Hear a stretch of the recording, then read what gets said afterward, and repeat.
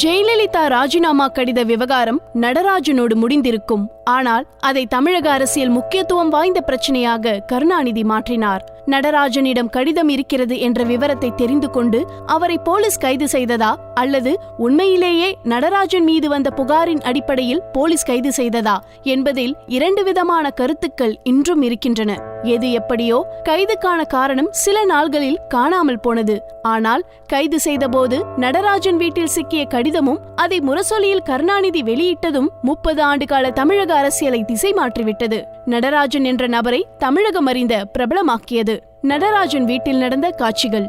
நடராஜன் திடீரென அபிராமபுரம் போலீசாரால் கைது செய்யப்பட்டார். சிறிது நேரம் அபிராமபுரம் போலீஸ் ஸ்டேஷனில் வைத்து விசாரித்துவிட்டு சென்னை போலீஸ் கமிஷனர் அலுவலகத்திற்கு கொண்டு போனார்கள். அப்போது போலீஸ் கமிஷனராக இருந்த துரை நடராஜனை விசாரித்தார். விசாரணை முடிந்ததும் சைதாப்பேட்டை நீதிமன்றத்தில் கொண்டு போய் நடராஜனை நிறுத்தினார்கள். சைதாப்பேட்டை நீதிபதி நடராஜனை சிறைக்கு அனுப்பாமல் நிபந்தனை ஜாமீன் வழங்கி விடுவித்தார். இந்த காட்சிகள் ஒரு பக்கம் நடந்து கொண்டிருக்கும் போதே மற்றொரு புறம் வேறு சில காட்சிகளும் நடந்தன.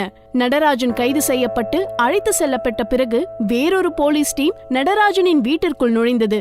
பீரோவை உடைத்து அதிலிருந்த சில வெள்ளி பொருட்கள், பேப்பர் ஆவணங்களை அள்ளி சென்றது. அந்த பேப்பர் ஆவணங்களில்தான் ஜெயலலிதாவின் ராஜினாமா கடிதம் இருந்தது. அதுதான் ஜெயலலிதாவின் வரலாற்று முக்கியத்துவம் வாய்ந்த ராஜினாமா கடிதம். அதன் பிறகு தன் கடைசி மூச்சு வரை பொது வாழ்வில் இருந்து விடை பெறுவதாக ஒரு நாளும் ஜெயலலிதா சொல்லவில்லை. திமுகவில் நடந்த காட்சிகள். ஜெயலலிதாவின் ராஜினாமா கடித விவகாரம் கருணாநிதியின் கவனத்திற்கு சென்றது. அந்த அம்மாவை பத்தி எனக்கு நல்லா தெரியும். ரொம்ப எமோஷனல் டைப். கோவத்துல என்ன செய்யறோன்னு தெரியாம எதையும் செய்யும். இந்த கடிதம் எந்த சூழ்நிலையில எழுதுனதுன்னு விசாரிக்கணும், அதுக்கப்புறம் இத பத்தி முடிவு பண்ணலாம் என்றுதான் சொல்லியிருக்கிறார் கலைஞர். அப்போது அங்கிருந்த முரசொலிமாறன் அதிமுக ஆட்சியில இருந்தபோது அப்போதைய சபாநாயகரான PH பாண்டியன் செய்தது போல் முரட்டுத்தனமாக நாம் ஜெயலலிதாவின் ராஜினாமா கடிதத்தை ஏற்றுக்கொள்ள கூடாது என்று வலியுறுத்தியுள்ளார். அதையும் கேட்டுக்கொண்ட கருணாநிதி, நம்ம அப்படி செஞ்சா அதுக்காகவே அந்த அம்மா மறுபடியும் போடி தொகுதியில போட்டியிடும், அதுல கண்டிப்பா வெற்றியும் பெறுவாங்க, அதனால இந்த விவகாரத்துல நிதானமாவே இருப்போம் என்றுதான் சொல்லியுள்ளார் கருணாநிதி. ஆனால் பிறகு கருணாநிதியின் மனது எப்படி மாறியது? அந்த நேரத்தில் ஜெயலலிதாவுக்கு உடல்நிலை சரியில்லை, அவர் அரசியலிலிருந்து ஓய்வு பெற போகிறார் என்று பல அதிமுக சீனியர்களே சொல்லிக் கொண்டிருந்தனர். குறிப்பாக KKSSR இந்த தகவலை அடிக்கடி தனக்கு நெருக்கமானவர்களிடம் சொல்லிக் கொண்டிருந்தார். இது கருணாநிதியின் கவனத்திற்கு ஏற்கனவே வந்திருந்தது. அதையும் பரிசீலித்து பார்த்த கருணாநிதி ஜெயலலிதாவின் ராஜினாமாவை ஏற்க வேண்டாம், ஆனால் அவர் விருப்பப்படி அந்த கடிதத்தை பத்திரிகையில் வெளியிடலாம் என்று முடிவுக்கு வந்தார். கருணாநிதியின் அந்த முடிவு தவறானது என்பதை காலம் அவருக்கு பிறகு பல சமயங்களில் உணர்த்தியுள்ளது. போயஸ் கார்டன் காட்சிகள். ராஜினாமா கடிதத்தை பறித்து அதை ஒளித்து வைத்த நடராஜன் மீது தாங்க முடியாத ஆத்திரத்தில் இருந்தார் ஜெயலலிதா. ஆனால் தன்னுடைய ராஜினாமா விவகாரத்தில் கருணாநிதி காட்டும் ஆர்வம் ஜெயலலிதாவின் அரசியல் ஆர்வத்தை அணைய விடாமல் செய்தது. அந்த நேரத்தில் போயஸ் கார்டனுக்கு வந்த STS சாத்தூர் ராமச்சந்திரன், திருநாவுக்கரசு போன்றவர்கள் ஜெயலலிதாவை சமாதானப்படுத்தினார்கள். எல்லாம் கருணாநிதியின் வேலை என்று எடுத்து சொன்னார்கள். நான் ராஜினாமா செய்ய வேண்டும் என்று கருணாநிதி ஏன் இவ்வளவு மெனக்கிடுகிறார்? அப்படியானால் உண்மையிலேயே கருணாநிதி நம்மை பார்த்து பயப்படுகிறார் என்று அந்த தருணத்தில் இருந்துதான் ஜெயலலிதா உறுதியாக நம்ப தொடங்கினார். இப்போது ஜெயலலிதாவுக்கு நடராஜன் மீது இருந்த கோபம் தணிந்தது. கருணாநிதி மீது வெறுப்பு அதிகரித்தது. அதையொட்டி அவர் காய்களை நகர்த்த தொடங்கினார். கருணாநிதியை திட்டி தீர்த்தார் ஜெயலலிதா. நடந்த விவகாரங்களுக்கு விளக்கம் சொல்லிக் கொண்டிருந்தார் கருணாநிதி.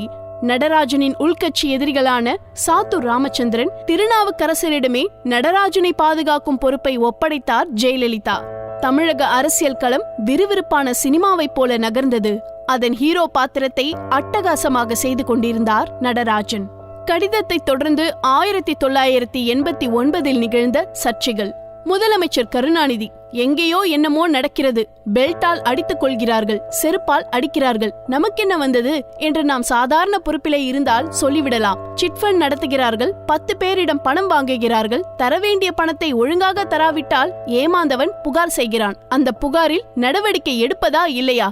நாம் கட்சி வைத்திருக்கிறோம், கேட்கக்கூடாது என்றால் கட்சி வைத்திருப்பது ஏமாற்றுவதற்காகவா? எதிர்க்கட்சி தலைவர் ஜெயலலிதா, தமிழக அரசியலில் நடராஜன் எங்கள் நம்பிக்கைக்கு உரியவர், அவர் ராஜினாமா கடிதத்தை கிழித்து போட்டிருக்கலாம், ஆனால் கருணாநிதி இந்த அளவுக்கு கீழே இறங்கி செயல்படுவார் என்று நடராஜனோ நானோ எதிர்பார்க்கவில்லை. இந்த கொடுமைகளை கண்டு நான் அஞ்சப் போவதில்லை. சிறை கொடுமைகளை சந்தித்து எனது உயிரையே தமிழ் மக்களுக்காக அர்ப்பணிக்க தயாராக உள்ளேன்.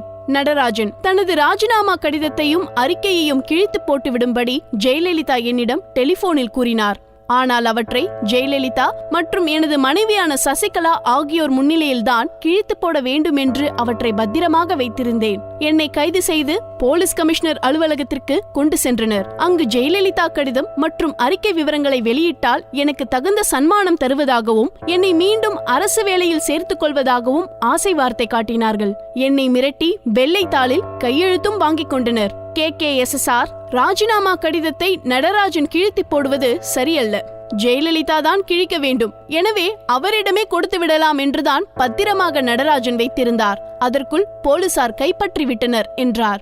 ஆலடி அருணா கூறியதாவது, ராஜினாமா கடிதம் எழுதியது உண்மை, ஆனால் அதை அனுப்பி வைக்கவில்லை என்று வெட்கமின்றி ஜெயலலிதா வாதாடுகிறார். கடிதத்தை அனுப்பி வைக்கவில்லை என்று இப்போது மறுக்கிறாரே, இதுதான் கட்சிக்காரர்களின் நிர்பந்தத்தால் ஒப்பாரியால் புரிந்திடும் செயல். உண்மையில் அவராக மனம் மாறியிருந்தால் அந்த கடிதத்தை கிழித்து போட்டிருக்க வேண்டும், அல்லது நடராஜனிடம் இருந்து திரும்பி வாங்கியிருக்க வேண்டும் என்று கூறினார். அந்த சமயத்தில் முத்துசாமி, ஜெயலலிதா உடல்நலக் குறைவால் பதவி விலக முடிவு செய்தது உண்மை.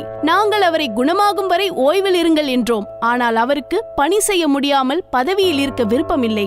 இந்த சூழ்நிலையில் நான் இல்லாவிட்டால் கூட மற்றவர்களால் அதிமுகவை வழிநடத்தி செல்ல முடியும் என ஜெயலலிதா நம்பி விலக விருப்பம் தெரிவித்திருக்கலாம் என்றார். திருநாவுக்கரசர் கூறியதாவது, போலீஸ் கமிஷனர் துரை தனக்கு சம்பந்தமில்லாத விஷயங்களில் தலையிட்டு ஒரு அரசியல்வாதி போல நடப்பதை கவர்னரும் மத்திய உள்துறை மந்திரியும் தடுத்து நிறுத்த வேண்டும். காவல்துறையை பயன்படுத்தி எதிர்க்கட்சிகளை ஒடுக்கும் போக்கை அரசு உடனே கைவிட வேண்டும். தொடர்ந்து இதே வழியில் காவல்துறை செயல்படுமானால் நாங்களும் டாக்டர் ராமதாஸ் வழியை பின்பற்றி போராட நேரிடும். தேர்தலில் நிதியாகவும் நன்கொடையாகவும் வாங்கப்பட்ட மொத்த தொகை 3,41,42,000 ரூபாய் ஆகும். இதில் 3,28,12,000 ரூபாய் திருப்பிக் கொடுக்கப்பட்டுவிட்டது. மீதி இருப்பது 13 லட்சம் ரூபாய்தான். இந்த பணத்தை திருப்பிக் கொடுக்க வேண்டியதில்லை என்றாலும் திருப்பிக் கொடுத்து வருகிறோம் என்றார். என் அரசியல் வாழ்க்கை இனிதான் ஆரம்பம். நடராஜன். ஜெயலலிதாவின் முதுகெலும்பாகிவிட்ட நடராஜன் கைது செய்யப்பட்டு கமிஷனர் அலுவலகத்தில் இருந்தபோதும் சரி, நீதிமன்றத்துக்கு வந்தபோதும் சரி, கொஞ்சமும் கவலையின்றி கலகலவென்று சிரித்து பேசிக் கொண்டிருந்தார். சைதாப்பேட்டை நீதிமன்றத்திற்கு வந்தபோது நடராஜனிடம் திருநாவுக்கரசர், இப்ப நீதாம்பா ஹீரோ என்றார். சட்டென்று நடராஜன், இதை முன்னாடியே ஒப்புக்கொண்டிருந்தால் எவ்வளவு நன்றாக இருக்கும் என்றார். என்னை மோசடி வழக்கில் மாட்டிவிட்டதன் மூலம் என் வாழ்க்கையை அழித்துவிட்டதாக யாரும் நினைக்க வேண்டாம். எனது அரசியல் வாழ்க்கையே இனிதான் ஆரம்பம் என்று அன்று பத்திரிகையாளர்களுக்கு அளித்த பேட்டியில் நடராஜன் தெரிவித்தார். விதியை எப்படி மாத்திரன்னு கேப்பீங்களே, இப்ப பாத்தீங்களா, என்ன கண்ணா பின்னான்னு பேசின திருநாவுக்கரசு KKSSR தான் இப்ப என்ன பாதுகாக்கிற கவசம் என்றார். அன்று தொடங்கிய நடராஜனின் திரைமறைவு அரசியல் பயணம் இன்று சசிகலாவை அதிமுக பொதுச் செயலாளராக்கி அதன் தலைமை அலுவலகத்தில் உரையாற்ற வைத்தது வரை தொடர்கிறது.